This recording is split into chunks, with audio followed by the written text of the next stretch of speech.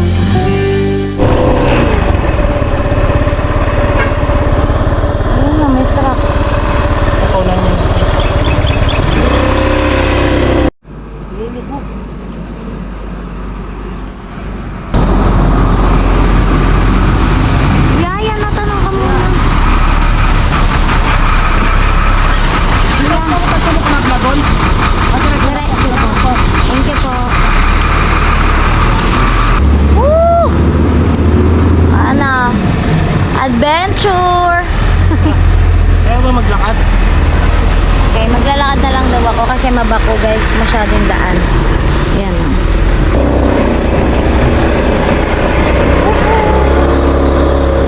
Yan yung daan guys. Kayang-kaya ni Fresh One. Kahit na tawag dito, Rocky Road. Aray! Dito tuloy-tuloy lang kami. Kahit di namin nakikita dahil sobrang dilim ng tubig. Di namin alam kung gaano kalalim ito. Basta tutuloy kami dahil dito rin ang tinuro ni Kuya daan.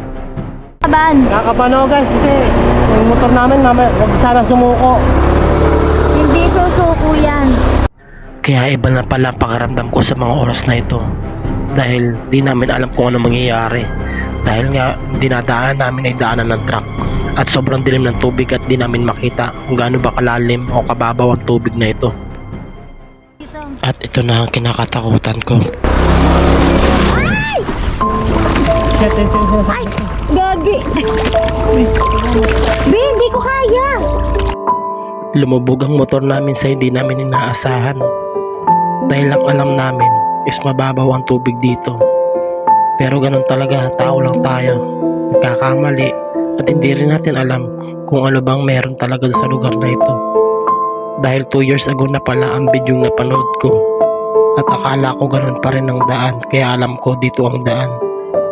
Dahil nag-iba na ang panahon at nag-iba na rin ang tubig dahil sa mga truck na dumadaan dito at nahuhukay ang lupa dahil lumalalim ito kakadaan ng mga truck.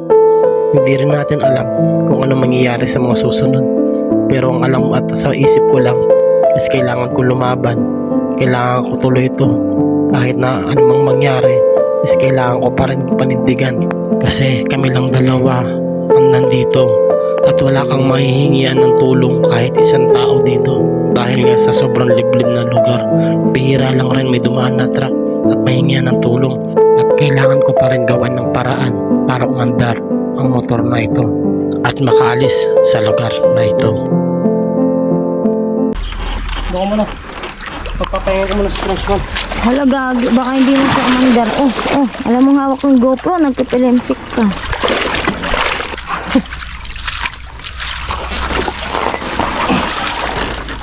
Hala ka. Si Fresh One ay lumubog.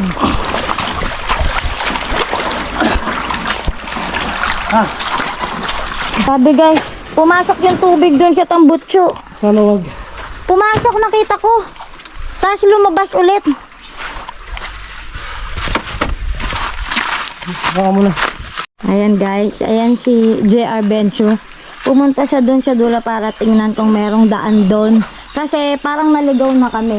Parang walang kabahay-bahay yung daanan dito kasi tingnan niya wala talagang as in katao-tao. Tapos lumubog kami doon banda.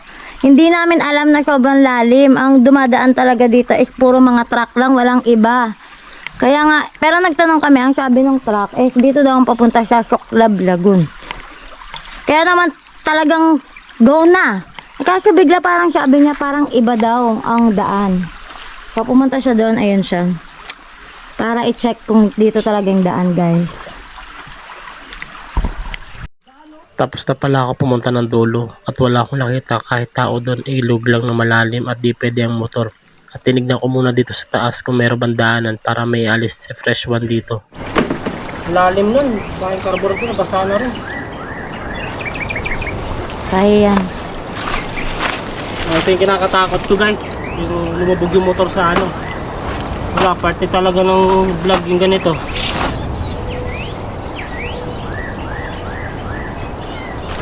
So babalik tayo ulit dito sa umpisa. Kasi nalilito kami kung saan yung daan. Ito ang inaano ko, si Fresh One sana umandar.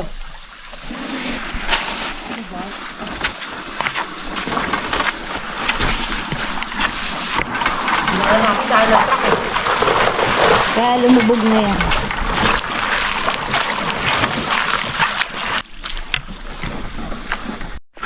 Nakabalaw guys, baka di na umandar. Malayo pa yung babiyahin namin eh. Kasi yung pupunta doon, puro daanan ng truck, quarry na. Tan-truck na siya, kaya lumubog kami. So may daan pala dito, hindi namin nakita. Ito yung moment of truth kung aandar si Fresh One kasi nalunod siya sa ano.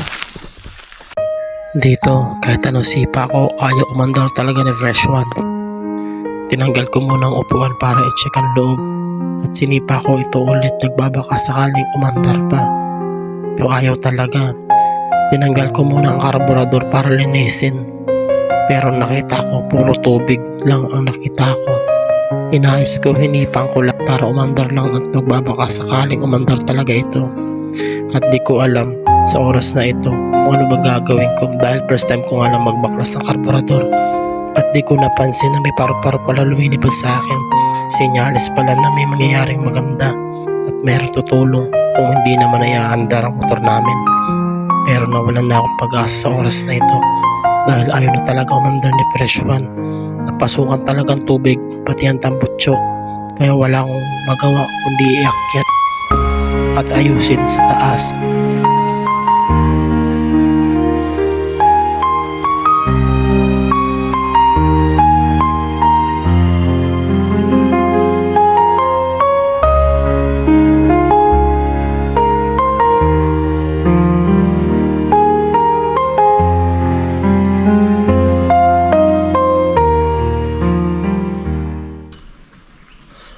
May makita tayo mekaniko. Bubukas tayo. Malayo pinalakbay natin. Baka hindi talaga para sa atin tong anong to. Itong adventure na to. Kasi walang parang sa ngayon walang masyadong pumupuntang tao doon. Tsaka kagaya na sa bahay pa lang, napaisip ako, bakit ako kailangan magdala ng tools? Bigla pumasok sa isip yung tools. Malay mo ang aga-aga pa. Pero bigla tayong nasira, tapos bigla pabalik tayo ngayon, no? Hindi kinaya doon. Baka malay mo, masyadong liblib doon, tapos hindi tayo ready, oh. Hindi para sa atin, mas mapahamak pa tayo doon, ganon. Ayun, malay mo. Siguro kaya nasiraan tayo, baka may negative na mangyari sa atin doon. Oo, lalo na parang dalawa lang tayo doon, di ba? Parang walang ibang tao, tsaka hindi Siguro natin yun na, alam. siguro yun na, siguro Hindi tayo prepared na, sobrang sulok pala niya. Hindi tayo pinahintulutan ng Diyos na, kasi kung isipin natin na ano na nasira tayo kasi hindi tayo natuloy. Siguro kaya nasira, isa tayo patuloyin. Oo. Kaya nga kung hindi ngayon, at least, next time, kung gugustuhin natin pumunta, at least alam na natin kung ano yung mga dapat gawin. Mas lalo nang magiging ready, mga dadalhin in case na emergency ganito na nasiraan, ganyan. Mas prepared tayo, meron tayong plan B. Iniisip ko lang kasi malayo pinalakbay natin, lalayo. Okay lang yan. Merong darating na blessing na tao dyan mamaya. Napakaaga pa. Hindi mo kailangan mag-worry sa kung anong mangyayari at hindi yung safety kasi napakaaga pa. Isipin mo yung safety kapag paggabi na. May mga tao dyan. Nandito lang tayo pero kaya pa natin pumunta hanggang dun sa unahan.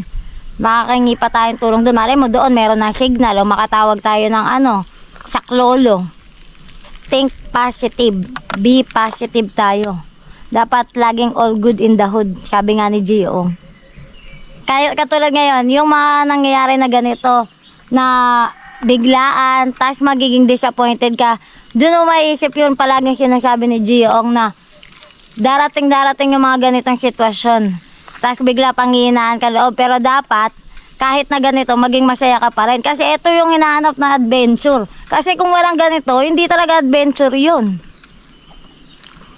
Ngayon, feel na natin na sacrifice, pagod, adventure, hindi lang yung puro saya na lang yung mararanasan mo. Bagay. Habang nag-uusap kami sa oras na ito, si Fresh One ay nakapagpahinga na. Sana tuyo na rin ang karburador at mga wirex niya.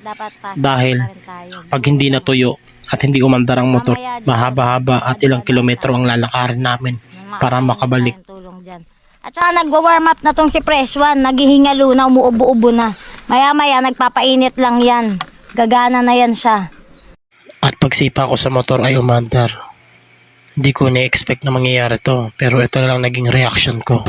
Ha? Umiyak ka! Umiyak siya! Kaya naiyak ako sa oras na ito. Dahil walang isang taong tutulong sa amin dito. Dahil napakasukal at liblib na lugar. At kunting tao lang dumaraan dito. At kapag ninaayos at umandar ito, ay maglalakad kami ng ilang oras at ilang kilometro para makabalik. At kinain na rin yung lakas namin sa ilog para itulak pataas dito ang motor na ito. At malaking pasasalamat namin si Fresh One ay nakisama hanggang sa dulo at hindi kami pinabayaan ng Diyos. Lalong-lalo na ang asawa ko pagod galing pa sa trabaho. Kung naalala nyo yung paru-paro na ikot-ikot sa akin, siguro yun yung sign para umandar ito. At yun yung sign para makalis sa lugar na ito. Kung mapapansin nyo guys, lumalabas sa tambucho ko puro tubig ngayon, no? Punong-puno ng tubig niya sa loob. So ngayon niya lang nilalabas. Hindi man namin napuntahan ang gusto namin puntahan, pero always pa rin kami nakangiti at thankful pa rin kay God na makakauwi kami ng ligtas. Dahil di namin rin alam kung ano mangyayari sa amin doon kung natuloy sana kami. Dahil sa mga trahedya at mga signos nakikita namin kaya hindi kami natuloy. Huwag talaga mawalan ng pag-asa kapag may mga ganitong bagay at suliranin. Dahil ang pagsubok ay dadaan sa atin at malalagpasan din natin. Maraming salamat sa Diyos dahil kaya tayo binabayaan at sa tadhana. Salamat pala sa partner ko na nandyan nagbibigay sa akin ng lakas ng loob upang magampanan at lumakas ang loob ko sa mga ganitong sitwasyon. Sana experience at nangyari sa amin dito sa lugar na ito is malaking aral para sa amin yun. Kung di tayo magkakamali, hindi tayo matututo at alam gagawin sa susunod. Ang importante, makauwi tayo na ligtas at walang nangyari. At uuwi tayong masaya at may baon-baon na alaala.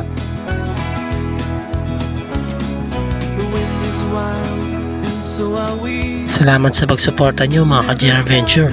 Sa susunod na paglalakbay natin, sisiguraduhin ko kumpleto na tayo sa gamit. Pati si Fresh One, aayusin na natin para sa paglalakbay.